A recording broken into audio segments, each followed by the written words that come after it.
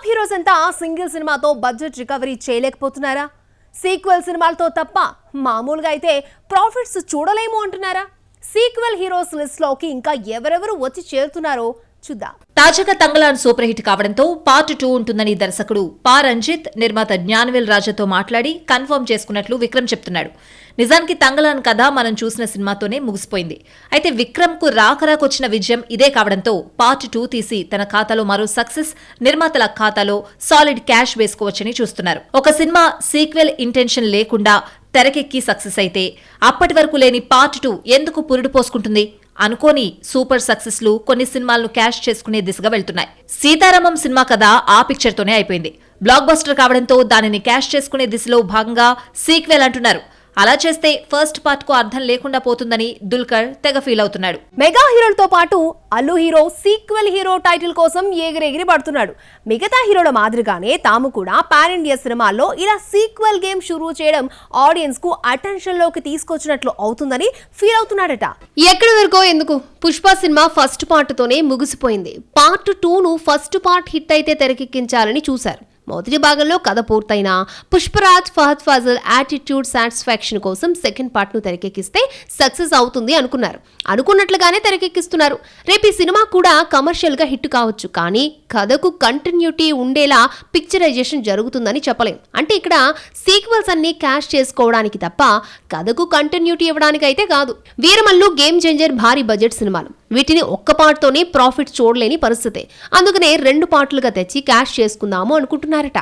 అందుకు తగ్గట్లుగా పవన్ చెర్రీలు ప్రిపేర్ అయిపోవడంతో టాలీవుడ్ మార్కెట్లోకి మరింత మంది సీక్వెల్ హీరోలు వచ్చి చేరతారు అనేది అర్థమవుతోంది. చిరంజీవి విశ్వంబర 200 కోట్ల ప్రాజెక్ట్. తాజాగా వచ్చిన టీజర్ చూశాక సినిమాకు ఫస్ట్ పార్ట్ తోనే బడ్జెట్ రికవరీ అయిపోతుంది అనే గ్యారంటీ కనిపించడం లేదు. ఈ విషయం అటు యూవీ క్రియేషన్స్ కు తెలుసు. అందుకనే ముందు జాగ్రత్తలో భాగంగా విశ్వంభరకు సీక్వెల్ ప్లాన్ చేశారు. ఫస్ట్ పార్ట్ విఎఫ్ఎక్స్ వర్క్స్ మరింత క్వాలిటీతో రావడం కోసం టైం తీసుకుంటున్నారు. దానిలో భాగంగానే సినిమాను సంక్రాంతి రేస్ నుంచి పక్కకు తప్పించారు. పాన్ ఇండియా సినిమాల్లో నటిస్తున్న హీరోయిన్లు భారీగా డిమాండ్ చేస్తున్నారా? హీరోలకు దీటుగా హీరోయిన్లు కోట్లలో రెమ్యూనరేషన్లు అందుకుంటున్నారా? భామలకు ఆ స్థాయి డిమాండ్ ఉండిస్తున్నారా, లేకపోయినా మార్కెటింగ్ స్ట్రాటజీలో భాగంగా ఇస్తున్నారా? నేషనల్ క్రష్ రష్మిక మందన్న అత్యధిక పారితోషికం అందుకుంటున్న నటీమణుల జాబితాలో 5వ స్థానంలో ఉంది. ఈవిడ గారు యానిమల్ పుణ్యమా అంటూ తన రేంజ్ మరింతగా పెంచుకున్నారు. రాబోయే పుష్ప 2ను చూపించి ఒక్కో సినిమాకి 4 నుంచి 5 కోట్ల వరకు తీసుకుంటున్నట్లు తెలుస్తోంది. అలియా భట్, దీపికలు ఎంతటి కాంపిటీషన్ ఇచ్చినప్పటికీ రష్మిక తన రేంజ్ చూపించుకుంటూనే ఉంది. పూజా హెగ్డే దక్షిణాది బాలీవుడ్ సినిమాల్లో తనకంటూ ప్రత్యేక గుర్తింపు తెచ్చుకున్న హాట్ బ్యూటీ ప్రస్తుతం ఒక్కో సినిమాకి 5 కోట్ల వరకు పారితోషికం అందుకుంటోంది. తాజాగా విజయ్ దళపతి 69 సినిమాలో నటిస్తోంది. అలవైకుంఠపురంలో సినిమా పూజాకు స్ట్రాంగ్ బ్రేక్ ఇచ్చిన సినిమాగా కనిపిస్తోంది. ఈ పాటలు జాతీయ స్థాయిలో నోటెడ్ కావడంతోనే పూజాకు ఈ డిమాండ్. అత్యధిక పారితోషికం అందుకుంటున్న నటీమణుల జాబితాలో 3వ స్థానంలో ఉన్న నటి అనుష్క శెట్టి అని టాక్. సినిమా చేయడం ఇష్టం లేకపోవడంతో బతిమాలి భారీ రెమ్యూనరేషన్ సమర్పించుకుని మరీ అమ్మడికి ఒక్కో సినిమాకి 4 నుంచి 7 కోట్ల వరకు ఇచ్చి మరీ యాక్ట్ చేయించుకుంటున్నారు. స్వీటీ సినిమాలో ఉంటే మార్కెటింగ్ ఈజీగా జరుగుతుందని బయ్యర్లు ఇప్పటికీ బలంగా నమ్మడంతోనే ఈ స్థాయి డిమాండ్ అని చెప్పొచ్చు. చెన్నై సుందరి త్రిష, లేడీ సూపర్ స్టార్ నయనతారలకు ఇప్పటికీ ఎందుకంత డిమాండ్? సమంత ట్రెండింగ్ లో లేకపోతే అది కూడా ఓ హాట్ న్యూసేనా? సౌత్ సీనియర్ హీరోయిన్స్ ను ఆడియన్స్ ఎందుకలా మోస్తున్నారు? సౌత్ సీనియర్ హీరోయిన్స్ కి ఇప్పట్లో డిమాండ్ తగ్గేలా లేదు. ఆ మాటకొస్తే ఎంతమంది కొత్త భామలు వచ్చినా వీరి ప్లేస్ ను ఎవరు ఆక్యుపై చేయలేకపోతున్నారు. ఆడియన్స్ ఇప్పటికీ సీనియర్ గర్ల్స్ ని ఏదో ఒక రకంగా న్యూస్ మేకర్స్ గా చేస్తూనే ఉన్నారు. టాప్ పోరీలుగా ట్రీట్ చేస్తూనే వస్తున్నారు. అనుష్కలానే 20 ఏళ్లకు పైగా తెలుగు, తమిళ్, మలయాళం ఇలా అన్ని భాషల్లో నటిస్తున్న మరొక నటి త్రిష. విజయ్తో లియో, పిఎస్ సిరీస్లలో అమ్మడు ఫ్రెష్ గర్ల్ లుక్ లో మెరిసేసరికి చెక్కు చెదని గ్లామర్ త్రిషది అంటూ చూస్తున్నారు ఆడియన్స్. అందుకనేమో ఒక్కో సినిమాకు 4 నుంచి 6 కోట్ల వరకు సమర్పించుకుంటున్నారు. తెలుగు, తమిళ్ సినిమాల్లో అత్యధిక పారితోషికం అందుకుంటున్న నటి lady super star Nayanthara. Anushka, త్రిషలానే చాలా కాలంగా నటిస్తున్న నయనతార ఒక్కో సినిమాకి 10 నుంచి 15 కోట్ల వరకు పారితోషికం అందుకుంటుంది. నిజానికి ఈ స్థాయి పారితోషికం నయనతారకు ఇవ్వాల్సిన అవసరం లేదు, కానీ ఇక్కడ పరిస్థితులు డిమాండ్ చేయడంతో నిర్మాతలకు ఇవ్వక తప్పని పరిస్థితే.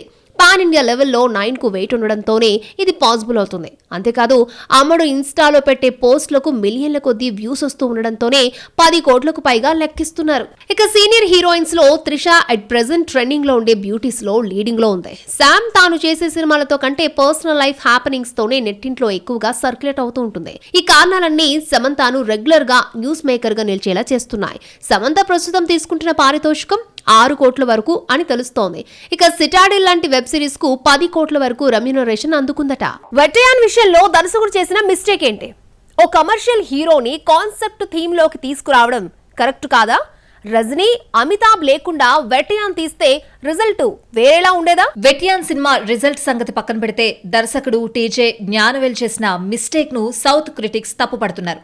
అసలు ఈ సినిమా కథను తలైవాతో కాకుండా వేరే హీరోతో చేస్తే రిజల్ట్ మరోలా ఉండేదని, సినిమా స్టోరీ పరంగా నోటెడ్ అయ్యేదనే విమర్శలు వినిపిస్తున్నాయి. జై భీమ్ లాంటి సోషల్ కాన్సెప్ట్ మూవీతో నేషనల్ అవార్డు అందుకున్న దర్శకుడిగా టీజే జ్ఞానవేల్ కి మంచి పేరుంది. వెటయాన్లో కూడా అలాంటి ఇంట్రెస్టింగ్ సోషల్ ఎలిమెంట్ ని తీసుకున్నారు. కానీ రజనీకాంత్ ఇమేజ్ ఈ సినిమాకి మైనస్ అయిందనే మాట వినిపిస్తోంది. వెటయాన్లో కథగా చెప్పాలనుకున్న పాయింట్ మంచిదే అయినా అది జై భీమ్ తరహాలో ప్రేక్షకులను కదిలించే స్థాయిలో లేకపోయింది. జ్ఞానవేల్ జై భీమ్ లో చెప్పిన పాయింట్ కు అపోజిట్ గా ఈ కథ ఉండడం క్రిటిక్స్ ను ఆశ్చర్యపరిచింది. ఒక మర్డర్ ఇన్వెస్టిగేషన్ చుట్టూ నడిచే థ్రిల్లర్ సినిమాలా ఆసక్తికరంగా నడిచే వెటయాన్ ఆపై సామాజిక అంశాల వైపు మళ్లీ ఒక దశ దాటాక మామూలు సినిమాలా ముగుస్తుంది. Rajinikanth only commercial hero. ఆ విషయాన్ని దృష్టిలో పెట్టుకున్న దర్శకుడు అటు కథకు న్యాయం చేయలేక, తలైవకు మరీ ఎక్కువ ఎలివేషన్ ఇవ్వలేక అటు ఇటుగా ఇబ్బంది పడ్డం సినిమాలో కనిపించింది. 1-2 పాటలు తప్ప మిగిలిన పాటలేవి జైలర్ తరహాలో ఆకట్టుకోలేదు. ఆర్ఆర్ వరకు అనిరుద్ న్యాయం అయితే చేశాడు. ఫహద్ ఫాజిల్ రోల్ కూడా సినిమాకు కలిసొచ్చింది. కాకపోతే ఓవరాల్ గా సినిమా రజనీ యాంగిల్లో చూడాలనిపించేలా లేదు. ఓన్లీ దర్శకుడి కోణంలో ఆలోచించి థియేటర్ కు వెళ్తే మంచి స్టఫ్ దొరికినట్లవుతుంది. అనీష్ బజ్మీ తన కంటెంట్ మ్యాటర్ లో క్లారిటీ లేకుండా ఉన్నాడా? కార్తిక్ ఆర్యన్, విద్యా బాలన్ ఉన్నప్పటికీ సేఫ్ గేమ్ ఆడుతున్నాడా? భూల్ భుల్లయ్యా సినిమాకు 2 క్లైమాక్స్ లు ఎందుకు డిజైన్ చేసినట్లు బాలీవుడ్ ఆడియన్స్ నవంబర్ 1 కోసం ఈగర్ గా వెయిట్ చేస్తున్నారు. సింగం అగైన్ తో పాటు భూల్ భుల్లయ్యా నువ్వా నేనా అంటూ తలపడుతున్నాయి. ఈ ఫైట్ లో సింగం అగైన్ ప్రామిసింగ్ గా కనిపించడంతో దర్శకుడు అనీష్ బజ్మీ భూల్ భుల్లయ్యా 3 పై కొత్త అప్డేట్ ఇచ్చి సింగం అగైన్ టీమ్ కు దమ్కి ఇచ్చే ప్రయత్నం చేశాడు. భూల్ భుల్లయ్యా 3 లో కార్తిక్ ఆర్యన్, విద్యా బాలన్, మాధురి దీక్షిత్, తృప్తి దిమ్రీ మెయిన్ లీడ్ క్యారెక్టర్స్ చేశారు. అనీష్ బజ్మీ దర్శకత్వంలో తెరకెక్కిన ఈ సినిమాపై ప్రేక్షకుల అంచనాలు ఎక్కువగానే ఉన్నాయి. స్త్రీ 2 మూవీ సూపర్ హిట్ కావడంతో భూల్ భుల్లయ్యా 3 కూడా బ్లాక్ బస్టర్ హిట్ అవుతుందని యూనిట్ భావిస్తోంది.